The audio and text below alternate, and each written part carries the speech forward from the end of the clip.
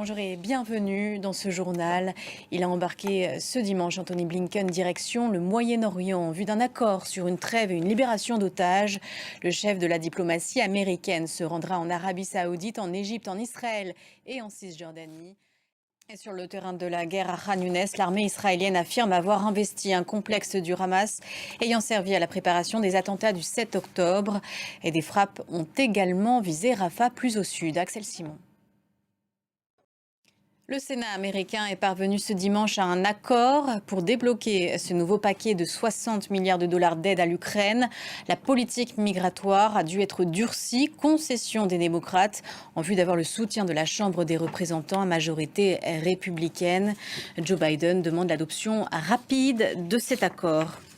L'Ukraine, où le président était sur le front ce dimanche, Volodymyr Zelensky a visité le village de Robotyne, près de Zaporijjia.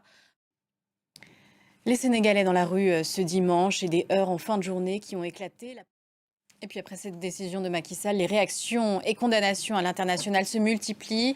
De la CEDEAO à l'Union européenne en passant par la France et les États-Unis, on s'inquiète des conséquences de ce report et on appelle à fixer une nouvelle date dans les plus brefs délais. Caroline Loyer.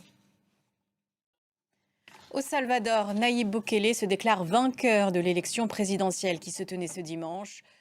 Et puis le parti de Nayib Bukele remporterait, lui, 58 sièges au moins sur les 60 que compte l'Assemblée salvadorienne.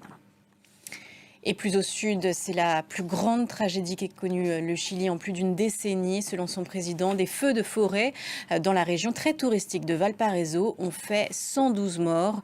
Plusieurs centaines de personnes encore portées disparues selon le maire de Viña del Mar. Des quartiers entiers ont été carbonisés par les flammes. Récit signé Camille Gutin et Thomas Donzel. Les SUV n'ont pas eu de gain de cause à Paris. Dans une votation à destination des résidents, une tarification spéciale pour les 4x4 et autres voitures imposantes et thermiques a été adoptée. Et puis on termine ce journal en allant à Los Angeles. La cérémonie des Grammy Awards a débuté. Et c'est la fin de ce journal. Merci de l'avoir suivi. L'information continue sur France 24 et sur France Info. On se retrouve pour un prochain journal dans une quinzaine de minutes.